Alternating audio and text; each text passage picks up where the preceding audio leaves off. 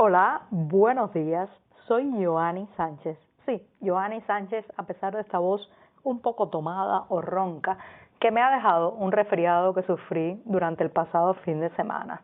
A pesar de eso, estoy aquí en este lunes abriendo de par en par la ventana 14 para asomarme junto a ustedes a los temas y las noticias más importantes de este 21 de octubre de 2019 en Cuba. Hoy comenzaré con una reflexión que me han pedido muchos oyentes de este podcast. Salarios y una vida decente, ¿cuán relacionados están? Por otro lado, José Daniel Ferrer, el líder de la Unión Patriótica de Cuba, cumple 3 semanas detenido. También la comunidad científica cubana está alarmada ante el avance del caracol gigante africano en la isla. Y por último, un comentario. La gira europea de Miguel Díaz-Canel lleva una parada en Irlanda y ya les comentaré los detalles. Y bien, presentados los titulares, voy a pasar a revolver para tomarme el cafecito informativo. Ese que de lunes a viernes comparto junto a ustedes, recién colado, breve, un poco o muy amargo, como ya saben que me gusta a mí, pero siempre necesario. Después de este primer sorbito del día, que me da muchísimas energías para seguir, les recuerdo que pueden ampliar muchos de estos temas y de estas noticias en las páginas del diario digital 14 y medio que hacemos desde dentro de Cuba. Advertir también a nuestros lectores residentes en territorio nacional que lamentablemente tendrán que hacer uso de proxies anónimos o de servicios de VPN para saltarse la censura y lograr entrar a nuestro sitio digital desde los servidores cubanos. Y dicho esto, voy a pasar al primer tema que ya les anunciaba, es una respuesta a un pedido que me han hecho muchos oyentes de esta ventana 14 sobre el tema del salario cubano. Les recuerdo que en 2018 el salario medio en la isla se calculaba que estaba en 777 pesos cubanos. Eso significa alrededor de unos $31 mensuales. ¿Cómo lo escuchan? No es un olvido, no me ha faltado un cero, no me comí una cifra. $31 mensuales es lo que gana en Cuba muy probablemente un ingeniero, una persona diplomada, con excepción de los médicos y el último sector estatal al que le subieron los salarios, que puede estar por encima de los 1,000 pesos cubanos, pero que en total, una vez al mes no va a recibir un salario mayor del equivalente a $70. Esto me hace reflexionar sobre los años en que yo era una niña, en los años 80, cuando la mayoría de los trabajadores o todos los trabajadores cubanos estaban vinculados a empleos estatales. No había en ese momento un sector privado como lo conocemos ahora, y lo último que preguntaban estos trabajadores a la hora de conseguir un empleo, un puesto laboral, era cuánto se ganaba, porque en ese momento no era importante la cifra, el número, la cantidad de billetes que recibían una vez al mes con sus sueldos. Lo más importante eran los privilegios, las prebendas y los méritos laborales, ideológicos o políticos. A través del sistema de la meritocracia se podía comprar una lavadora, un refrigerador, un automóvil soviético de la marca Lada, pero el dinero no marcaba la diferencia. Eso cambió increíblemente y significativamente en los años 90, después de la caída del muro de Berlín, la implosión de la Unión Soviética, el corte del subsidio y las preferencias comerciales que tenía la isla, especialmente con la comunidad de países de Europa socialista o de Europa del Este, y empezó el dinero a recuperar su valor de cambio, y entonces, pues pasó lo que estamos viviendo hasta ahora, que muchas veces una persona que cuida la puerta de un hotel, un taxista e incluso una prostituta o una persona que se sumerge en el mercado negro tiene mejores dividendos, mejores ganancias que un profesional que va de lunes a viernes a su trabajo. En Cuba es el país donde alguien que cuida un parqueo de vehículos, un estacionamiento de vehículos, puede ganar mucho más dinero mensual que un neurocirujano.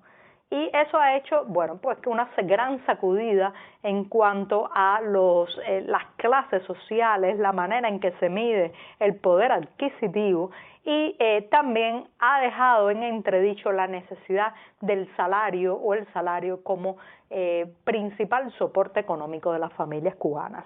Las remesas, los negocios ilegales, el mercado informal sostienen ahora mismo el día a día de la mayor parte de las familias en esta isla.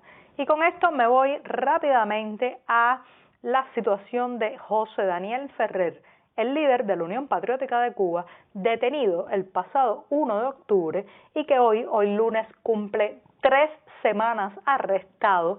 Y bueno, su familia sigue exigiendo que se clarifique la situación de Ferrer. Les recuerdo que Ferrer es el líder, la cara más visible de la Unión Patriótica de Cuba, la organización opositora más numerosa, más importante y más activa en las calles que hay en Cuba. También les recuerdo que Ferrer fue detenido durante la Primavera Negra de 2003, ese zarpazo represivo que impulsó Fidel Castro y que llevó a la cárcel alrededor de 75 opositores, periodistas independientes y disidentes.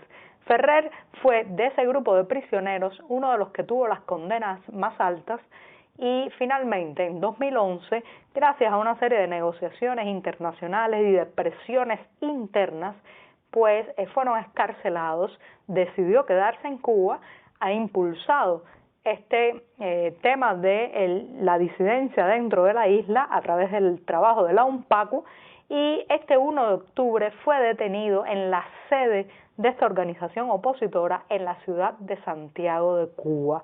A la familia no le hablan con claridad qué va a pasar con Ferrer.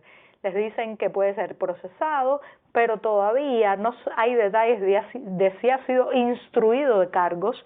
Y por otro lado, aunque su esposa lo pudo visitar inicialmente en una estación policial donde estaba detenido, ahora mismo su situación es en paradero desconocido, porque algunas autoridades dicen a la familia que ha sido trasladado hacia una prisión, otros hablan de otra localización para Ferrer, pero lo cierto es que no han precisado qué ocurre con él y si va a ser llevado ante un tribunal o liberado.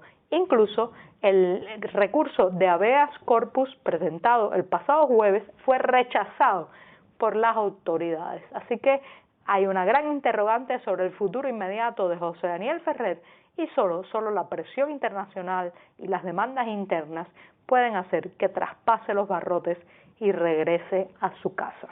Y con esto paso a otra situación, pero que está en el plano de la ciencia, la medicina, las enfermedades y también la vida natural. Tiene que ver con la llegada a Cuba del caracol gigante africano. Hace 5 años, lamentablemente, digo lamentablemente, porque como periodista muchas veces, claro está, tenemos que dar malas noticias, aunque nos gustaría dar siempre las buenas y las mejores. Hace 5 años, recién fundado nuestro diario 14 y medio, destapamos como primicia la llegada a tierra cubana del caracol gigante africano, una especie que está considerada una plaga, una especie muy peligrosa por su voracidad y también porque transmite una serie de enfermedades muy perjudiciales para el ser humano. En aquel julio de 2014, como decía, recién estrenados en la redacción de 14 y medio, pudimos destapar la llegada de este animal a la isla.